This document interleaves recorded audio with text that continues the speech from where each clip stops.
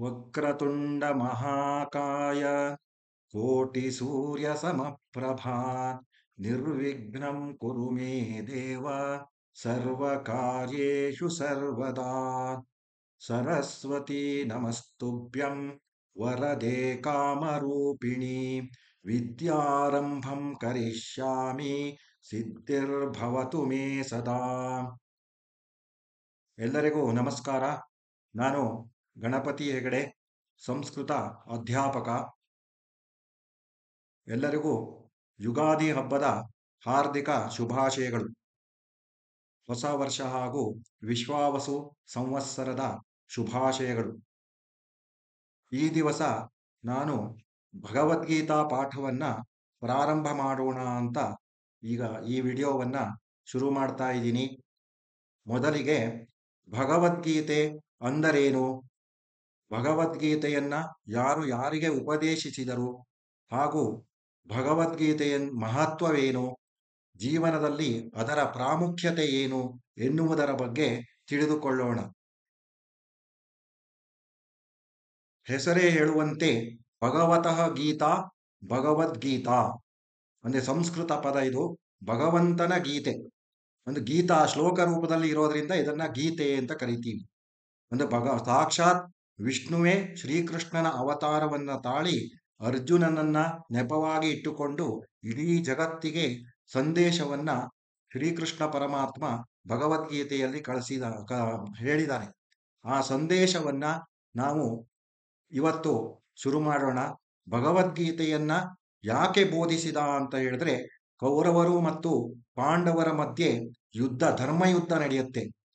ಅಂದ್ರೆ ಅಧರ್ಮದ ಮೇಲೆ ಧರ್ಮವು ಜಯವನ್ನ ಸಾಧಿಸುತ್ತೆ. ಸತ್ಯಮೇವ ಜಯತೆ ಅಂದ್ರೆ ಕೊನೆಗೆ ಧರ್ಮವೇ ಜಯ ಗಳಿಸುತ್ತದೆ ಎನ್ನುವ ಸಂದೇಶವನ್ನ ಶ್ರೀಕೃಷ್ಣ ಪರಮಾತ್ಮ ಇದರಲ್ಲಿ ಹೇಳಿದ್ದಾನೆ. ಪಾಂಡವರು ಅರ್ಧ ರಾಜ್ಯವನ್ನ ಕೊಡುವಂತೆ ಧೃತರಾಷ್ಟ್ರ ಮತ್ತು ದುರ್ಯೋಧನನನ್ನ ಕೇಳುತ್ತಾರೆ. ಆಗ ದುರ್ಯೋಧನನು ಅದನ್ನ ತಿರಸ್ಕರಿಸುತ್ತಾನೆ. ಆಮೇಲೆ 5 ಗ್ರಾಮಗಳನ್ನಾದರೂ ಕೊಡು ಅಂತ ಕೇಳ್ತಾನೆ.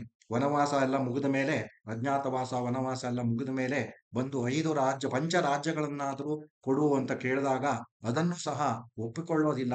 ಒಂದು ಸೂಜಿ ಮೊನೆಯಷ್ಟು ಜಾಗವನ್ನು ಸಹ ನಾನು ಪಾಂಡವರಿಗೆ ಕೊಡೋದಿಲ್ಲ ಅಂತ ದುರ್ಯೋಧನ ದುರಹಂಕಾರದಿಂದ ಹೇಳ್ತಾನೆ.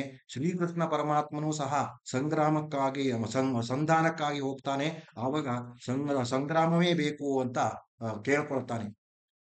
ಆಗ ಅನಿವಾರ್ಯವಾಗಿ ಯುದ್ಧ ಮಾಡುವಂತಹ ಸನ್ನಿವೇಶ ಉಂಟಾಗುತ್ತೆ. ಆಗ ಯುದ್ಧ ಮಾಡುವ ಸಂದರ್ಭದಲ್ಲಿ ಭೀಷ್ಮ, ದ್ರೋಣ, ಶಲ್ಯ ಮುಂತಾದವರನ್ನೆಲ್ಲ ನೋಡಿ, ಗುರು ಹಿರಿಯರನ್ನೆಲ್ಲ ನೋಡಿ ಅರ್ಜುನನು ತಾನು ಯುದ್ಧವನ್ನೇ ಮಾಡೋದಿಲ್ಲ ಅಂತ ಯುದ್ಧ ರಣರಂಗದ ಮಧ್ಯದಲ್ಲಿ ಕುಳಿತು ದುಃಖಿಸುತ್ತಾನೆ. ತುಂಬಾ ಚಂಚಲಕ್ಕೆ ಒಳಗಾಗ್ತಾನೆ. ಆಗ ಆ ಚಂಚಲತೆಯನ್ನ ನಿವಾರಿಸಲು, ಅಂದ್ರೆ ನೀನು ಇಲ್ಲಿ ನಿಮಿತ್ತ ಮಾತ್ರ, ಎಲ್ಲವನ್ನೂ ಮಾಡೋದು ನಾನೇ ಮಾಡಿಸುವವನು, ನೀನು ಇಲ್ಲಿ ನೆಪ ಮಾತ್ರ ಅಷ್ಟೇ, ನಿನಗೆ ಯಾವ ಪಾಪವೂ ಅಂಟಿಕೊಳ್ಳೋದಿಲ್ಲ, ಹಾಗಾಗಿ ನೀನು ಅವರನ್ನೆಲ್ಲ ದುಷ್ಟರನ್ನ ಸಾಯಿಸಬಹುದು ಅಂತ ಹೇಳ್ತಾನೆ. ಅಂದ್ರೆ ಪರಿತ್ರಾಣಾಯ ಸಾಧೂನಾಂ ವಿನಾಶಾಯ ಚ ದುಷ್ಕೃತಾಂ ಧರ್ಮ ಸಂಸ್ಥಾಪನಾರ್ಥಾಯ ಸಂಭವಾಮಿ ಯುಗೆ ಯುಗೆ ಅಂತ ಹೇಳಿದ್ದಾನೆ. ಅಂದ್ರೆ ದುಷ್ಟರನ್ನ ನಾಶ ಮಾಡುವುದಕ್ಕೋಸ್ಕರ, ಶಿಷ್ಟರನ್ನ ರಕ್ಷಣೆ ಮಾಡುವುದಕ್ಕೋಸ್ಕರ ಶ್ರೀಕೃಷ್ಣ ಪರಮಾತ್ಮ ಅವತಾರ ಎತ್ತಿ ನಾವು ಹೇಗೆ ನಡೆದುಕೊಳ್ಳಬೇಕು, ಅನ್ಯಾಯ ಅಧರ್ಮಗಳ ವಿರುದ್ಧ ಹೇಗೆ ಹೋರಾಡಬೇಕು, ನಮ್ಮ ಜೀವನದಲ್ಲಿ ಮೌಲ್ಯಗಳನ್ನ ತತ್ವಗಳನ್ನ ಹೇಗೆ ಅಳವಡಿಸಿಕೊಳ್ಳಬೇಕು ಎನ್ನುವುದನ್ನ ಶ್ರೀಕೃಷ್ಣ ಪರಮಾತ್ಮ ಭಗವದ್ಗೀತೆಯಲ್ಲಿ ಹೇಳಿದ್ದಾರೆ. ಆಮೇಲೆ ಭಗವದ್ಗೀತೆಯನ್ನ ನಾವು ಯಾಕೆ ಇವಾಗಲೂ ಓದಬೇಕು ಅಂದ್ರೆ, ಅದರಲ್ಲಿರುವಂತಹ ತತ್ವಗಳು, ಆದರ್ಶಗಳು, ಅಂದ್ರೆ ಎಲ್ಲಾ ಉಪನಿಷತ್ತುಗಳ ಸಾರವನ್ನ ಅದರಲ್ಲಿ ಕಾಣಬಹುದು ನಾವು. ಆಮೇಲೆ ಧರ್ಮ, ಅರ್ಥ, ಕಾಮ, ಮೋಕ್ಷ ಪುರುಷಾರ್ಥಗಳು ಅಂತ ಕರಿತೀವಿ. ಅದನ್ನ ನಾವು ಅಳವಡಿಸಿಕೊಂಡು ಅದನ್ನ ಸಾಧಿಸುವುದಕ್ಕೆ, ಪರಮಾತ್ಮನ ಸಾಕ್ಷಾತ್ಕಾರ ಮಾಡಿಕೊಳ್ಳುವುದಕ್ಕೆ ಭಗವದ್ಗೀತೆ ಅತ್ಯುತ್ತಮ ಗ್ರಂಥವಾಗಿದೆ. ತಮಗೆಲ್ಲ ತಿಳಿದಂತೆ ವಿದ್ಯೆಗಳಲ್ಲಿ 2 ಪ್ರಕಾರ ಇದೆ. ಒಂದು ಲೌಕಿಕ ವಿದ್ಯೆ, ಇನ್ನೊಂದು ಅಲೌಕಿಕ ವಿದ್ಯೆ. ನಾವು ಅಲೌಕಿಕ ವಿದ್ಯೆಯ ಮೂಲಕ ಜ್ಞಾನವನ್ನ ಗಳಿಸಿ ಮೋಕ್ಷವನ್ನ ಪಡಿಬಹುದು, ದೈವ ಸಾಕ್ಷಾತ್ಕಾರವನ್ನ ಪಡಿಬಹುದು. ಆದ್ದರಿಂದ ಭಗವದ್ಗೀತೆ ಅತ್ಯುತ್ತಮವಾದಂತಹ ಆಧ್ಯಾತ್ಮಿಕ ಗ್ರಂಥ. ಮಹಾಭಾರತದ ಭೀಷ್ಮ ಪರ್ವದಲ್ಲಿ ಇದನ್ನ ಶ್ರೀಕೃಷ್ಣ ಅರ್ಜುನನಿಗೆ ಬೋಧನೆ ಮಾಡ್ತಾನೆ. ಒಟ್ಟು 18 ಅಧ್ಯಾಯಗಳಿಂದ ಕೂಡಿರುವಂತಹ 18 ದಿನಗಳು ನಡೆದಂತಹ ಯುದ್ಧದ ವರ್ಣನೆ ಮಹಾಭಾರತದಲ್ಲಿದೆ. ಅದರಲ್ಲಿ ಭೀಷ್ಮ ಪರ್ವದಲ್ಲಿ ಒಂದು ಭಾಗ ಅನುಶಾಸನಿಕ ಪರ್ವ ಅಂತ ಬರುತ್ತೆ. ಅದರಲ್ಲಿ ಈ ಶ್ರೀಕೃಷ್ಣ ಪರಮಾತ್ಮ ಅರ್ಜುನನಿಗೆ ಉಪದೇಶ ಮಾಡುವಂಥದ್ದು ಬರುತ್ತೆ. ಒಟ್ಟು 700 ಶ್ಲೋಕಗಳನ್ನ ಒಳಗೊಂಡಿದೆ ಭಗವದ್ಗೀತೆ. ಅದನ್ನ ನಾವು ಪ್ರತಿನಿತ್ಯ 1 ಅಥವಾ 2 ಶ್ಲೋಕಗಳನ್ನ ಕಲಿತಾ ಹೋಗೋಣ. ಅದರ ಅರ್ಥವನ್ನು ಕೂಡ ನಾನು ಕನ್ನಡ ಮತ್ತು ಇಂಗ್ಲಿಷ್ನಲ್ಲಿ ಹೇಳ್ತೀನಿ, 2-3 ಸಲ ರಿಪೀಟ್ ಮಾಡ್ತೀನಿ. ಆಮೇಲೆ ಭಗವದ್ಗೀತೆ ಈಗಿನ ಕಾಲದಲ್ಲೂ ಯಾಕೆ ಪ್ರಸ್ತುತ ಅಂದ್ರೆ ನಮ್ಮ ಹಲವಾರು ಸಮಸ್ಯೆಗಳಿಗೆ ಅದು ಪರಿಹಾರವನ್ನ ಒದಗಿಸುತ್ತೆ. ಅಂದ್ರೆ ಈಗಿನ ಕಾಲದಲ್ಲಿಯೂ ಸಹ ದುರ್ಯೋಧನ ಅಂತವರು, ಶಕುನಿ ಅಂತವರು, ದುಶ್ಯಾಸನ ಅಂತವರು, ಇವಾಗ ಈಗಿನ ಕಾಲದಲ್ಲೂ ನಾವು ಅಂತವರನ್ನ ಕಾಣಬಹುದು. ಅದಕ್ಕೆ ನಮ್ಗೆ ಈಗಿನ ಕಾಲದ ಸಮಸ್ಯೆಗಳಿಗೂ ಪರಿಹಾರವನ್ನ ಭಗವದ್ಗೀತೆಯಲ್ಲಿ ನಾವು ಕಂಡುಕೊಳ್ಬಹುದು. ಈಗಿನ ಕಾಲದಲ್ಲಿಯೂ ಸಹ ಶಕುನಿ ಅಂತವರು ಇದ್ದಾರೆ, ಮಂಥರೆ ಅಂತವರು ಇದ್ದಾರೆ, ಆಮೇಲೆ ದುರ್ಯೋಧನಂತಹ ದುರಹಂಕಾರಿಗಳು ಇದ್ದಾರೆ, ದುಶ್ಯಾಸನಂತಹ ಅತ್ಯಾಚಾರಿಗಳು ಸಹ ಇದ್ದಾರೆ, ಭಯೋತ್ಪಾದಕರಿದ್ದಾರೆ. ಅವರೆಲ್ಲರಿಗೂ ಪಾಠವನ್ನ ಕಲಿಸುವುದಕ್ಕೆ ಈ ಭಗವದ್ಗೀತಾ ಸಹಾಯಕವಾಗಿದೆ. ಆಮೇಲೆ ನಮ್ಮ ವ್ಯಕ್ತಿತ್ವ ನಿರ್ಮಾಣವನ್ನ ಮಾಡುತ್ತೆ ಇದು. ನಮ್ಮ ವ್ಯಕ್ತಿತ್ವ ಉತ್ತಮಗೊಳ್ಳಬೇಕು ಅಂದ್ರೆ ಭಗವದ್ಗೀತೆ ತುಂಬಾ ಸಹಾಯಕವಾಗಿದೆ. ವಿದ್ಯಾರ್ಥಿಗಳಲ್ಲಿ ನೈತಿಕತೆಯನ್ನ ಹೆಚ್ಚಿಸುವುದಕ್ಕೋಸ್ಕರ, ಜನಸಾಮಾನ್ಯರಿಗೆ ಜ್ಞಾನವನ್ನ ಹೆಚ್ಚಿಸುವುದಕ್ಕೋಸ್ಕರ, ಜನರ ಆತಂಕ ದುಗುಡ, ಈಗ ಎಲ್ಲ ಟೆನ್ಷನ್ ಲೈಫ್ ಈಗಿನ ಕಾಲದಲ್ಲಿ, ಆ ಟೆನ್ಷನ್ ಅನ್ನ ಕಡಿಮೆ ಮಾಡುವುದಕ್ಕೂ ಕೂಡ ಭಗವದ್ಗೀತೆ ಅತ್ಯುತ್ತಮ ಸಾಧನವಾಗಿದೆ.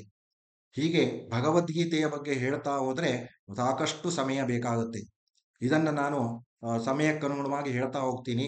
ಇವತ್ತು ಪೀಠಿಕಾ ರೂಪದಲ್ಲಿ ಹೇಳ್ತಾ ಇದ್ದೀನಿ, ಸ್ವಲ್ಪ ಇನ್ಫಾರ್ಮೇಶನ್ ಅನ್ನ ಕೊಟ್ಟೆ ಅಷ್ಟೇ. ಈಗ ಭಗವದ್ಗೀತೆಯನ್ನ ಪಡಿಸೋದ್ರಿಂದ ತುಂಬಾ ಪುಣ್ಯವೂ ಸಹ ಸಿಗುತ್ತೆ, ನಮ್ಮ ಪಾಪಗಳು ಸಹ ನಾಶವಾಗುತ್ತೆ ಅಂತ ಗೀತೆಯಲ್ಲಿ ಶ್ರೀಕೃಷ್ಣ ಪರಮಾತ್ಮನೇ ಹೇಳಿದ್ದಾನೆ. ಆಮೇಲೆ ದೈವ ಸಾಕ್ಷಾತ್ಕಾರ, ಇವಾಗ ಭಕ್ತಿ ಮಾರ್ಗ, ಕರ್ಮ ಮಾರ್ಗ, ಜ್ಞಾನ ಮಾರ್ಗ ಅಂತ 3 ಮಾರ್ಗಗಳಲ್ಲಿಯೂ ಸಹ ನಾವು ದೇವರನ್ನ ಕಾಣಬಹುದು. ಆ 3 ಮಾರ್ಗಗಳನ್ನು ಸಹ ಹೇಗೆ ಮಾರ್ಗಗಳನ್ನ ಹೇಗೆ ಅಳವಡಿಸ್ಕೊಳ್ಳೋದು, ನಾವು ಬರೀ ಓದೋದು ಬಾಯಾಟ್ ಮಾಡೋದು ಅಷ್ಟೇ ಮುಖ್ಯ ಅಲ್ಲ. ಆ ಭಗವದ್ಗೀತೆಯ ಆದರ್ಶಗಳನ್ನ ನಮ್ಮ ಜೀವನದಲ್ಲಿ ಅಳವಡಿಸಿಕೊಂಡರೆ ನಾವು ಉತ್ತಮ ಮನುಷ್ಯನಾಗಿ, ಆಮೇಲೆ ದೈವ ಸಾಕ್ಷಾತ್ಕಾರವನ್ನು ಪಡೆಯುವುದಕ್ಕೆ ಅದು ಉತ್ತಮ ಸಾಧನ ಎನ್ನುವುದನ್ನ ಜನರು ಮರೆಯಬಾರದು. ಈಗ ನಾನು ಮೊದಲು ಧ್ಯಾನ ಶ್ಲೋಕವನ್ನ ಹೇಳಿ ಆಮೇಲೆ ಮೊದಲನೇ ಅಧ್ಯಾಯದಿಂದ ಪ್ರಾರಂಭ ಮಾಡ್ತೀನಿ.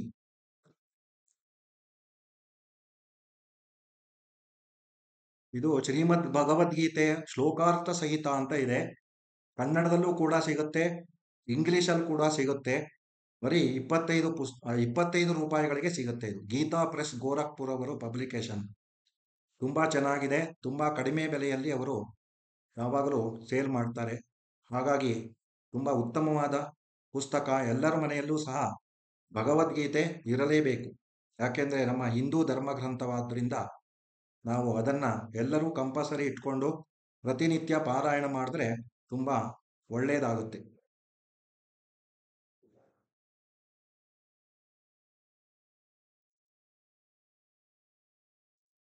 ಇಂಗ್ಲಿಷಲ್ಲೂ ಇದೆ ನೋಡಿ, the Bhagavad Gita the song divine ಅಂತ ಇದೆ. ಈಗ ಮೊದಲಿಗೆ ನಾನು ಧ್ಯಾನ ಶ್ಲೋಕವನ್ನ ಹೇಳ್ತೀನಿ. ಧ್ಯಾನ ಶ್ಲೋಕಗಳು 8-10 ಇದೆ, ಆದರೆ ನಾನು ಮೊದಲನೇ ಧ್ಯಾನ ಶ್ಲೋಕವನ್ನ ಹೇಳ್ಕೊಟ್ಟು ಆಮೇಲೆ ಮೊದಲನೇ ಅಧ್ಯಾಯವನ್ನ ಶುರು ಮಾಡ್ತೀನಿ. ಓಂ ಪಾರ್ಥಾಯ ಪ್ರತಿಬೋಧಿತಾಂ ಭಗವತಾ ನಾರಾಯಣೇನ ಸ್ವಯಂ ವ್ಯಾಸೇನ ಗ್ರಥಿತಾಂ ಪುರಾಣ ಮುನಿನಾ ಮಧ್ಯೆ ಮಹಾಭಾರತಂ ಅದ್ವೈತಾಮೃತವರ್ಷಿಣೀಂ ಭಗವತೀಂ ಅಷ್ಟಾದಶಾಧ್ಯಾಯಿನೀಂ ಅಂಬ ತ್ವಾಮನುಸಂದಧಾಮಿ ಭಗವದ್ ಗೀತೆ ಭವದ್ವೇಷಿಣೀಂ. ನೋಡಿ, ಇನ್ನೊಮ್ಮೆ ಓದ್ತೀನಿ. ಓಂ ಪಾರ್ಥಾಯ ಪ್ರತಿಬೋಧಿತಾಂ ಭಗವತಾ ನಾರಾಯಣೇನ ಸ್ವಯಂ ವ್ಯಾಸೇನ ಗ್ರಥಿತಾಂ ಪುರಾಣ ಮುನಿನಾ ಮಧ್ಯೆ ಮಹಾಭಾರತಂ ಅದ್ವೈತಾಮೃತವರ್ಷಿಣೀಂ ಭಗವತೀಂ अष्टादशाध्यायिनीम् अम्ब त्वामनुसन्दधामि भगवद् ಗೀತೆ ಭವದ್ವೇಷಿಣೀಂ. ಇದರ ಅರ್ಥ, ಭಗವದ್ಗೀತೆ ನೀನು ಪಾರ್ಥ ಅಂದ್ರೆ ಅರ್ಜುನ, ಪ್ರತಾಳ ಮಗನಾದ್ರಿಂದ ಪಾರ್ಥ ಅಂತ ಕರಿತೀವಿ. ಪ್ರತ ಅಂದ್ರೆ ಕುಂತಿ ಪುತ್ರ. ಪಾರ್ಥನಿಗೆ ಸೂಚನೆಗಳಾಗಿ ಭಗವಾನ್ ನಾರಾಯಣನಿಂದ ಹೊರಹೊಮ್ಮಿದ ಹಾಡು ಮತ್ತು ನಂತರ ಮಹಾಭಾರತದಲ್ಲಿ ಪ್ರಾಚೀನ ಮತ್ತು ಅನುಭವಿ ವೇದವ್ಯಾಸರಿಂದ ಅನುಸರಿಸಲ್ಪಟ್ಟ ಹಾಡು. 18 ಅಧ್ಯಾಯಗಳಲ್ಲಿ ಏಕತೆಯ ಅಮೃತದ ಮಳೆ. ಏಕತೆ ಅಂದ್ರೆ ಅದ್ವೈತ, ಶ್ರೀ ಶಂಕರಾಚಾರ್ಯರ ಅದ್ವೈತ ಸಿದ್ಧಾಂತ ಗೊತ್ತಿದೆಯಲ್ವಾ, ಆ ಅದ್ವೈತ ಅಮೃತದ ಮಳೆಯನ್ನ ಸುರಿಸಿದ್ದಾನೆ. ಓ ತಾಯಿ, ನಾನು ನಿನ್ನನ್ನ ಚಿಂತಿಸುತ್ತೇನೆ. ಭಗವದ್ಗೀತೆ, ನೀನು ಜನನ ಮತ್ತು ಪುನರ್ಜನ್ಮದ ಚಕ್ರವನ್ನು ನಾಶ ಮಾಡಲು ಸಹಾಯ ಮಾಡುತ್ತೀಯಾ, ಅಂದ್ರೆ ಮೋಕ್ಷಕ್ಕೆ ಸಹಾಯಕವಾಗುತ್ತೆ ಇದು ಅಂತ. ಇದು 18 ಅಧ್ಯಾಯಗಳನ್ನ ಒಳಗೊಂಡಿದೆ. ವೇದವ್ಯಾಸರು ಬರೆದಂತಹ ಮಹಾಭಾರತದಲ್ಲೇ ಬರುವಂತದ್ದು ಇದು. ಸಾಕ್ಷಾತ್ ನಾರಾಯಣನೇ ಅರ್ಜುನನಿಗೆ ಉಪದೇಶಿಸಿದಂತಹ ಈ ಭಗವದ್ಗೀತೆಯನ್ನ ನಾವು ಪ್ರತಿನಿತ್ಯ ಓದಿದರೆ ನಮಗೆ ಖಂಡಿತ ಮೋಕ್ಷ ಸಿಗುತ್ತೆ ಅನ್ನೋದನ್ನ ಈ ಧ್ಯಾನ ಶ್ಲೋಕದಲ್ಲಿ ಹೇಳಿದ್ದಾರೆ. ಇವಾಗ ಇದನ್ನೇ ಇಂಗ್ಲಿಷಲ್ಲೂ ಕೂಡ ನಾವು ನೋಡೋಣ. ಓಂ ಪಾರ್ಥಾಯ ಪ್ರತಿಬೋಧಿತಾಂ ಭಗವತಾ ನಾರಾಯಣೇನ ಸ್ವಯಂ ವ್ಯಾಸೇನ ಗ್ರಥಿತಾಂ ಪುರಾಣ ಮುನಿನಾ ಮಧ್ಯೆ ಮಹಾಭಾರತಂ ಅದ್ವೈತಾಮೃತವರ್ಷಿಣೀಂ ಭಗವತೀಂ ಅಷ್ಟಾದಶಾಧ್ಯಾಯಿನೀಂ ಅಂಬ ತ್ವಾಮನುಸಂದಧಾಮಿ ಭಗವದ್ ಗೀತೆ ಭವದ್ವೇಷಿಣೀಂ. English meaning: that which was taught in Arjuna by Lord Narayana himself, which was written by the epic sage Vyasa in the middle of Mahabharata.